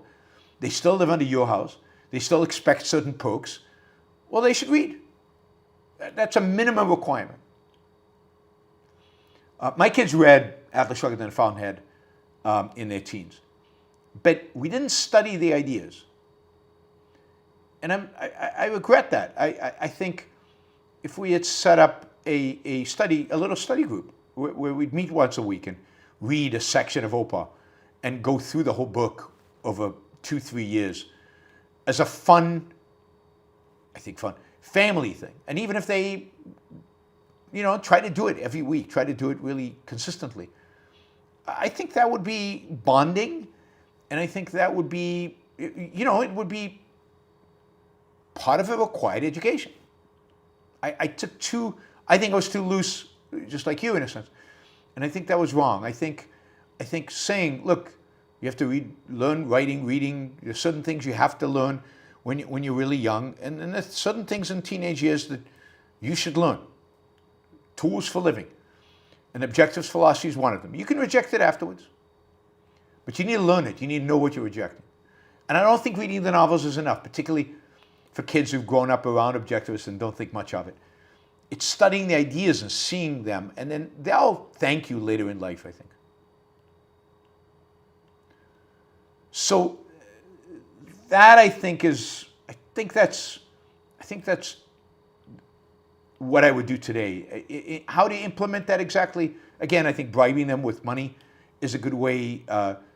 Thinking about all the perks that you provide them, the rides that you give them, the car that you might buy them, things like that, making all of those things conditional on them reading or doing a study group with you. It'd be fun for you. Hopefully it would be fun for them. You could test your own understanding of objectivism that way, teach it to them, and maybe use it also as an opportunity to find fun ways to concretize, make examples of the different aspects of things. Gamify it in some way for them, for the weekly gathering that you do. Anyway, that's what I would do if I could do it over. If I could rewind, I would do that. Thank you. I really appreciate the support. All right, Roland says, here's my prayer for the Wi-Fi gods. Hope they take Swiss francs. They absolutely take Swiss francs. Don't worry about it. Robert, Josh got back from ARC UK's Irreplaceable Spark conference. And while nothing compares to Ocon, of course, I can report it was great time, well worth going. Yeah, I mean, hanging out with a bunch of objectivists and having, intelligent speakers, how it's always going to be good. It's always going to be good. And I understand Leonard Peikoff spoke on rag. I always thought it was ragtime, but I guess it's rag music. And that's just fun music, and it's just very benevolent and full of energy, and it sounded like everybody had a good time. That's great. Islam Ali, have you thought of formally advising Milei? Yeah, I mean he's not interested in my advice. He thinks he knows it, and he's got people around him. So I've given him my book. He promised to read it. He said, I assume he would have contacted me if he thought it was inspiring. If he called me and asked me to advise him, I would gladly do it. Gladly do it. Michael, if someone is running away from an axe murderer and their only way to escape is by running through your home, do they have a right to? No, but they should do it anyway, right? I mean, they don't have a right to. It's your home. But, this is a case where violating rights in the face of an axe murderer is okay. You could also argue that the rights violation is the axe murderer by chasing you, right? You wouldn't be going through the home. The rights violation is actually the axe murderer. So you running through the home is not the violation of rights. It's the axe murderer forcing you, in a sense, to run through the home that is the violation of rights. So absolutely they should run through the house. Michael, are we moving towards an age of hatred? Yeah, I mean, I think we already are in there. I think we've been in there probably since COVID, and it's getting worse. Michael, it's not as if Candace Owen and Tucker Carlson decided to be anti-Semitic. They saw there was a growing demand for it and pivoted to the bigotry for views and money. I don't think so. I think they went through a conversion. Remember, this is a Tucker Carlson who got scratched by demons. I don't think he got scratched by demons because somebody paid him to. I think the guy's gone nuts, and his ideology has become mystical and barbaric, and mystics and barbarics often tilt towards anti-Semitism. Now, I think Candace has gone through multiple processes. You can see the deterioration, and it's incremental. Now, do they also get money from the Qataris or the Russians? I don't know. Maybe. But I don't think that's the primary. I think that might be at an incentive, but it's not the primary. Michael, is it rational for joy and grief to coexist, for hate and love? Yes. Right? Grief and hate are survival values, right? I mean, grief is when you lose a value. And it's important that you feel bad when you lose a value. And joy is when you gain a value and you need to feel good. So it signals what's good and what's bad. It's telling you on an emotional level explicitly. Hate is reminding you these people are bad for you. They're destructive. They will do you harm. Stay away from them or destroy them, depending on the context. So hate is a very productive emotion. I'm completely in favor of hate. And love, more importantly. Love is the positive. So, no, there's completely rational because they are signaling something. If your emotions are aligned with your values, they're signaling what to avoid and what not. The emotional reminders of that. Michael, will Mamdani be significantly worse than de Blasio? I don't know. I think he will be worse, and certainly symbolically he will be a lot worse. How much worse is hard to tell. I don't know enough about the powers of the mayor as compared to everything else.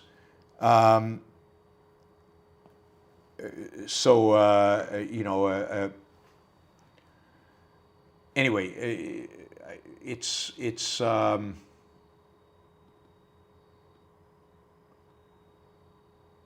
I just don't know. I think he'll be worse, but I don't know by how much because I don't know exactly how the powers of the mayor of New York work. Michael, Zoran winning the mayor's race will enhance socialism, yes, in the Democratic Party, the way socialism is being enhanced in the way socialism is being enhanced in the GOP through the success of MAGA. Yes, I think both parties are going towards their, their wacky, far, extremes, and there's an opportunity kind of out of that because there are a lot of sane people who won't go in either one of those. But yes, in a compromise between good and evil, it is only evil that has something to gain. When good and bad compromise, things move towards bad always. So I think what you're seeing is MAGA is more consistent on the Republican right, and socialism is more consistent on the wacky left, and they're winning out. Michael, when Jews become open targets, it's a good indicator that society is starting to crumble. Yes, it is. I mean, Jews, because they are successful, they're prosperous, they're among us, they look like us, they don't look differently. To turn to hatred of them says something is very, very sick within a society. And it's a turn to collectivism. It's a turn to a tribalism that is, as Ayn Rand called tribalism, it's super, it's the foundation of barbarism. Right? Mary Aline, Muhammad Ali started a series on natural rights on his Substack. His Substack is called Societal Dynamics. I recommend it. Yeah, me too. Muhammad Ali is super smart and a good kid, and he's getting his PhD in philosophy. And he's doing a lot of this history stuff on trying to really chew the concept of individual rights and how it came about. So I definitely would encourage you to sign up and subscribe and read it, and then give him comments. He's young, but he's very open to inputs and giving comments. And I'll have him on the show. I had him recently. I'll have him again next year on the show to talk about that. Linda says, spent the weekend at a conference telling people to get their news from YBS. I want to know who was at the conference that doesn't already get news from YBS. I mean, these are all objectivists who don't get their news from YBS, so why are we even talking to those people? I'm kidding. Thank you, Linda. I really appreciate that. That'll be, expanding the number of people who get their news from YBS can only make the world a better place. All right, Linda. Our niece is on the USS Gerald R. Ford, headed to the Caribbean. Wish it was otherwise. Yeah. It's just stupid. Blaze guitar lesson. Do foreigners have the right to bear arms? Well, I mean, do you have the right to bear arms? I mean, what is the right to bear arms? I mean, that's a tricky question. It's not obvious that anybody has the right to bear arms, and certainly it's not obvious that you have the right to bear arms unconditionally. That is, you have to really think about what it means to say you have a right to bear arms, and I don't think you do. I don't think that's how I'd formulate it. I'd formulate it as you have a right to self-defense, and that is a derivative right from the right to life. And then what does the right to self-defense, require? Well, it might require, and this is what you'd have to think about, it might require, certainly in certain circumstances, the use of firearms, of weapons, of certain weapons. But which weapons? So, for example, do you have a right to bear a tank, an F-35, a nuclear bomb, a M16? Where is the line? Well, I think the line has to be drawn by really thinking about the right to self-defense, because that's the right. And bearing arms is just a derivative of the right to self-defense, so you really have to understand what's involved in self-defense and when it would be appropriate to use weapons, to use deadly force in self-defense.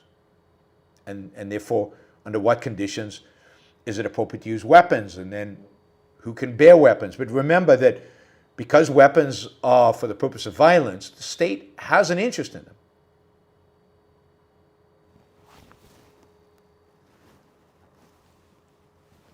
Well, I certainly think they have the right to self-defense, and as given that they have the right to self-defense, they have the right to the basic weapons necessary to self-defense. Yes, I don't see why not. The only rights a non-citizen doesn't have are what are called civil rights. And they relate to things like voting. But when it comes to individual rights, inalienable rights, life, liberty, pursuit of happiness, that everybody has. Everybody has. Every person on the planet has. It's their right by nature, by the fact that they're human beings.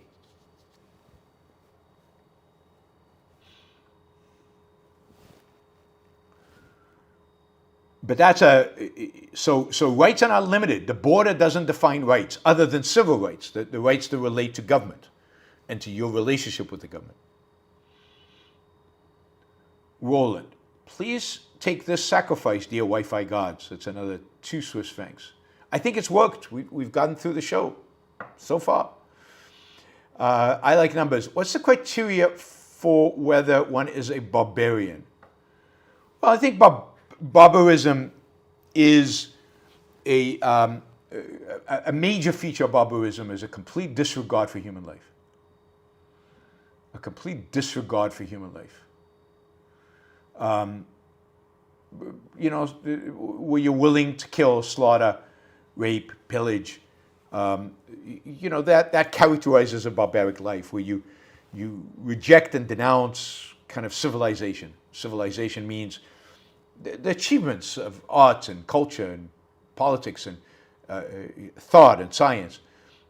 When your method leads you to reject them yeah. Robin, what was a really great insight about introducing children to objectivism? Oh God, I don't know. Nothing comes to mind right now. I mean,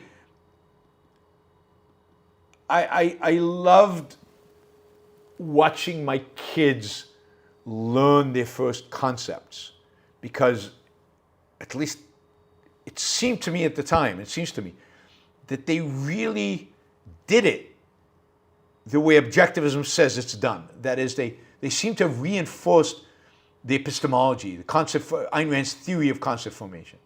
And that was, to me, was a wow moment. That was, whoa, this is real. And induction, they induce things. So, I mean, it really is amazing how they learn cause and effect and how it's all observation, integration, induction, all of those. So more than anything else, it was the epistemology.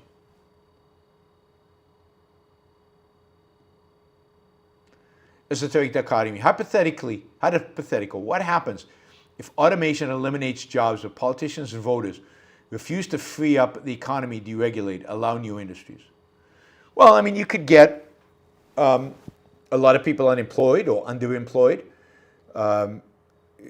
It's possible that because, let's say, the robots are so much more productive than humans, you could still produce a lot of stuff, and therefore you could redistribute a lot of that stuff. But innovation would die, I think, mainly. It would be the innovation that dies, the progress that would die, other than the increased productivity the machines can and would create. Raymond, why are you Apple over Windows and Android? Any special love or don't want to spend time to compare? I'm young, so what was compute like in 90s, 2000s? I'm talking about the 80s, not the 90s, 2000s. I think an Apple, and the way Apple was built from the beginning, and I'm talking about the 80s, is much more aligned with how a human being, a non-geeky human being, uses a computer. From the symbols and the mouse and the way one interacts with the computer, it's so much more intuitive, aligned, I think, with the way, again, a non-expert. I know people who love interacting with the computer via, line commands. But most of us, the computer is a tool, and as a, and I think Steve Jobs' genius was viewing it that way, understanding that it was a tool, and it had to appeal to people who weren't that interested in the intricacies of it, but wanted to use it as a tool. And he built it in such a way as to do that. So every one of the operating systems, when you compare them to Apple now, I've used Windows once in a while, very rarely over the years. And I just think Apple's easier and more intuitive and quicker and faster and more direct. And I look at the Android phones and the Apple phone. It's just, everything is simple and straightforward. It's geared towards how I use it, not towards, again, some geeky nerd's way of doing things. And that's the first time, I initially was a PC guy, and I remember using a spreadsheet on a PC. It was just cumbersome and hard. And then this is 1989, I think. And then moving to the Apple lab, maybe 88, and using a spreadsheet on Apple. And it was like, in those days, it was night and day. This is before Windows. It was just night and day. Apple just was easy. It was quick, straightforward. It did what you needed it to do. It maybe didn't do fancy schmancy stuff, but what most of us needed to do, it could do. And so I switched from PC immediately to an Apple, and haven't looked back. I bought my first computer, a Mac SE30, in 1990, maybe 89, 90, and I've owned only Macs, a whole array of them, laptops, desktops, and then when phones came, I was a big user of Palm Pilot, and then a BlackBerry, and then when the iPhone came out, that was it. The iPhone could do everything all these other things could do, plus other stuff. Plus, it was so easy and so pretty. That's the other thing. Steve Jobs understood the aesthetics of products and the value having something pretty in front of you makes, the value it has. All right, guys, with the 2-hour and 2-minute mark, thank you. Really appreciate it. Again, not sure when the next show will be. I'll try to do it as soon as possible. I really appreciate the support today. And I am looking forward to seeing you all soon. Have a great rest of your week. Bye, everybody. Don't forget, if you're in Europe, to sign up for the Ayn Rand conference in Porto. Porto is a great city. Oh, the Oceanist has a question. I recently watched your debate with Richard Wolff, and it seems to me his utopia is just rule by lynch mob. Also, if you want a good laugh, look at Wolff explain how to get a PS5 in his system. All right, I'll check it out. But yes, his utopia is the mob. All socialists in the end. The modern socialists rely on the consensus of the mob, the majority rule. Everything is majority rule. Thank you, guys. I will see you all when I see you. Bye, everybody. And hopefully I'll see some of you live in Krakow or in Oslo or in Prague or maybe in Vienna or maybe in Porto or Lisbon next week. Bye.